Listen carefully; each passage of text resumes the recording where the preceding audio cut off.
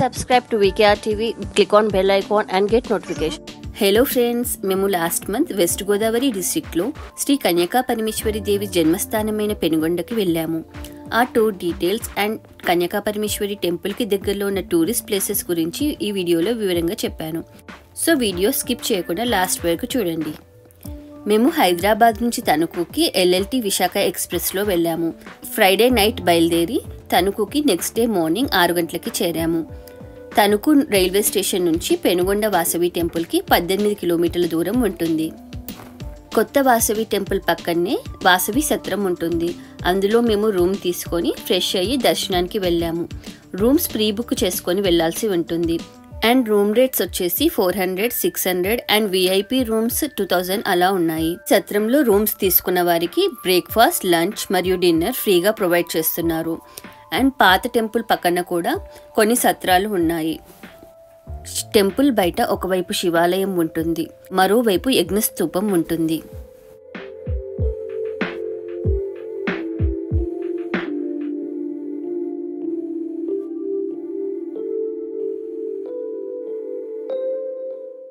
ఈ టెంపుల్లో వాసవి మాత యొక్క 90 అడుగుల ఎత్తు ఉన్న పంచలోహ విగ్రహాన్ని మనం చూడవచ్చు.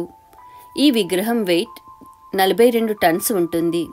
ఈ టెంపుల్ మార్నింగ్ 6 నుంచి 12 వరకు మరియు 4 నుంచి 8 గంటల వరకు తెరిచి ఉంటుంది.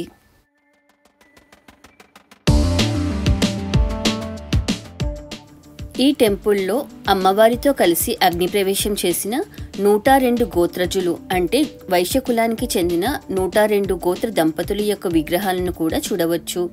అమ్మవారి విగ్రహానికి ఇరువైపులా 4 గదులుంటాయి. ఈ 4 గదులలో 102 గోత్ర దంపతుల యొక్క విగ్రహాలను మనం చూడవచ్చు.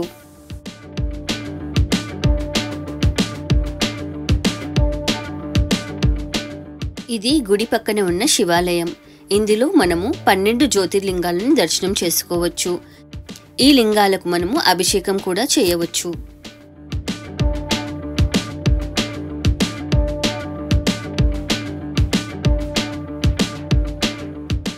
గుడి పక్కన ఉన్న సత్రంలో అద్దాల మండపం ఉంటుంది.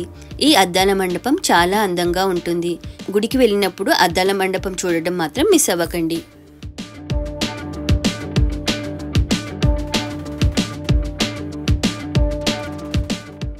తర్వాత మేము పాత వాసవి టెంపుల్కి వెళ్ళాము.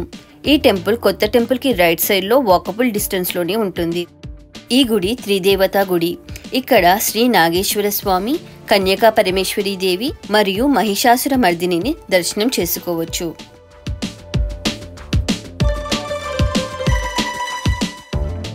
ఈ టెంపుల్ కూడా మార్నింగ్ 6 నుంచి 12 వరకు మరియు 4 నుంచి 8 గంటల వరకు తెరిచి ఉంటుంది.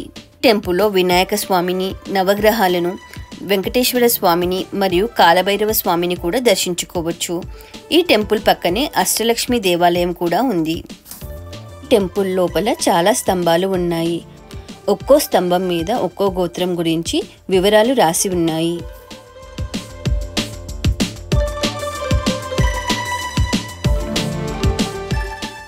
తర్వాత మేము వెహికల్ మాట్లాడుకొని దగ్గరలోని టూరిస్ట్ ప్లేసెస్ చూడడానికి వెళ్ళాము. ఈ ప్లేసెస్ చూడడానికి ఆటోలో అయితే 1500 లేదా కార్లో అయితే 3000 వరకు ఛార్జ్ చేస్తారు. ఫస్ట్ మేము క్షీర రామలింగేశ్వర స్వామి టెంపుల్కి వెళ్ళాము. ఇది పాలకొల్లులో ఉంటుంది. ఇది పంచరామ క్షేత్రాల్లో ఒకటి. పెనుగొండ టెంపుల్ నుంచి ఈ టెంపుల్కి 15 కిలోమీటర్ల దూరం ఉంటుంది. ఈ టెంపుల్ మార్నింగ్ 5:30 నుంచి 12:30 వరకు మరియు 4 నుంచి 8:30 వరకు తెరిచి ఉంటుంది. పెనుగొండ దగ్గరలో 2 పంచరామ క్షేత్రాలు ఉన్నాయి. ఒకటి పాలకొల్లులో, మరొకటి భీమవరములో. ఈ పంచరామ క్షేత్రం పేరు క్షీరారామం. మేము అన్నవరం వెళ్ళినప్పుడు ద్రాక్షారామం మరియు కుమారారామంకి వెళ్ళాము మరియు విజయవాడకి వెళ్ళినప్పుడు అమరరామం వెళ్ళాము. ఆ ట్రిప్ డీటెయిల్స్ కింద కామెంట్ సెక్షన్స్లో మరియు డిస్క్రిప్షన్లో ఇస్తున్నాను, చూడండి. క్షీరారామంలో దర్శనం అయ్యాక మేము అంతర్వేదికి బయలుదేరాము. అంతర్వేదిలో శ్రీ లక్ష్మీ నరసింహస్వామి టెంపుల్ ఉంటుంది. పాలకొల్లు నుంచి ఈ టెంపుల్కి 25 కిలోమీటర్ల దూరం ఉంటుంది. మాకు స్వామివారి దర్శనం చాలా బాగా అయ్యింది మరియు ఏ టెంపుల్లో కూడా క్యూ లైన్స్ లేకుండా 5 to 10 మినిట్స్లోనే దర్శనాలు అయ్యాయి. ఈ టెంపుల్ మార్నింగ్ 6 నుంచి 1 గంటల వరకు మరియు 3 నుంచి 7:30 గంటల వరకు తెరిచి ఉంటుంది. మరియు ప్రతిరోజు ఈ టెంపుల్లో 12 గంటలకు అన్నదానం చేస్తారు. అన్నప్రసాదం తినడానికి కాస్త లైన్ ఉంది. మేము కాసేపు లైన్లో వెయిట్ చేసి లంచ్ ముగించుకొని అంతర్వేది బీచ్కి బయలుదేరాము. అంతర్వేది బీచ్ ఈ టెంపుల్ నుంచి 1.5 కిలోమీటర్ దూరంలో ఉంటుంది. మేము బీచ్లో చాలా బాగా ఎంజాయ్ చేశాము. బీచ్ దగ్గరలో లైట్ హౌస్ కూడా ఉంటుంది, కానీ పైకి ఎక్కడానికి అలో చేయడం లేదు. అంతర్వేదికి ఉన్న విశిష్టత ఏమిటి అంటే ఇక్కడ గోదావరి నది బే ఆఫ్ బెంగాల్ అంటే బంగాళాఖాతం సముద్రంలో కలుస్తుంది. లైట్ హౌస్ నుంచి కొద్ది దూరం నడిచి వెళ్తే మనం గోదావరి నది సముద్రంలో కలిసే చోటును చూడవచ్చు.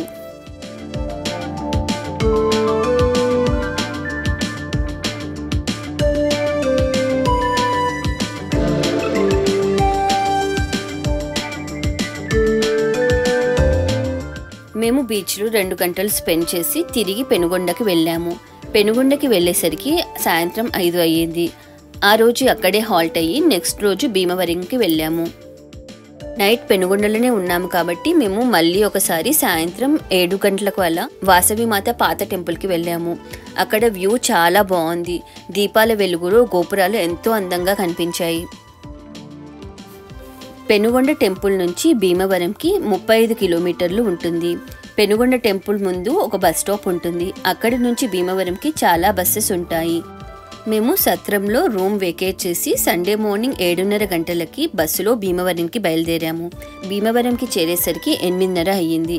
భీమవరం బస్ స్టాప్ నుంచి 1 కిలోమీటర్ దూరంలో శ్రీ మావులమ్మ టెంపుల్ ఉంటుంది. ఈ టెంపుల్ ఇక్కడ చాలా ఫేమస్.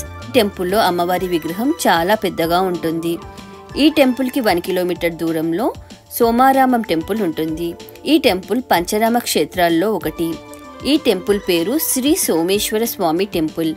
ఈ టెంపుల్లో కింద సోమేశ్వర స్వామి మరియు ఫస్ట్ ఫ్లోర్లో అన్నపూర్ణాదేవిని దర్శించుకోవచ్చు.